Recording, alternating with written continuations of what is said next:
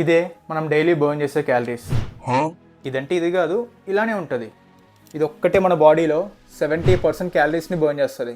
దీన్నే బిఎంఆర్ అంటారు. మీరు అసలు ఏ పని చేయకుండా జస్ట్ పడుకున్నా మీ బాడీ కొన్ని క్యాలరీస్ బర్న్ చేస్తుంది. సింపుల్గా ఒక మనిషి బతకడానికి ఎంతైతే క్యాలరీస్ కావాలో ఇదే ఆ క్యాలరీస్. ఇందులో ఇప్పుడు ఎక్సర్సైజ్ ఎక్కడ ఉంటుంది అనుకుంటున్నారు? ఇక్కడ, పోనీ ఇక్కడ. ఇండియానికి చాలా డిసప్పాయింటింగ్గా ఉన్న మన ఓవరాల్ క్యాలరీ కన్సంప్షన్లో ఎక్సర్సైజ్ ఓన్లీ 5% కాంట్రిబ్యూట్ చేస్తుంది. దీనికన్నా మనం తిన్న ఫుడ్ని డైజెస్ట్ చేయడానికే మన బాడీ ఎక్కువ క్యాలరీస్ బర్న్ చేస్తుంది. దీన్నే థర్మిక్ ఎఫెక్ట్ ఆఫ్ ఫుడ్ అంటారు. ప్రోటీన్కి హై థర్మిక్ ఎఫెక్ట్ ఉంటుంది. సో మీరు ఎప్పుడైతే హై ప్రోటీన్ మీల్స్ తింటారో మీ బాడీ ఎక్కువ క్యాలరీస్ని బర్న్ చేస్తుంది. వేరే కార్బ్స్ ఇంకా ఫ్యాట్స్కి లో థర్మిక్ ఎఫెక్ట్ ఉంటుంది. సో అందుకే మీ ఫ్యాట్ లాస్లో హై ప్రోటీన్ మీల్స్ తినడం వల్ల కొద్ది అడ్వాంటేజ్ ఉంటుంది. మరి ఈ రిమైనింగ్ 15% ఏంటి? Non exercise activity thermogenesis.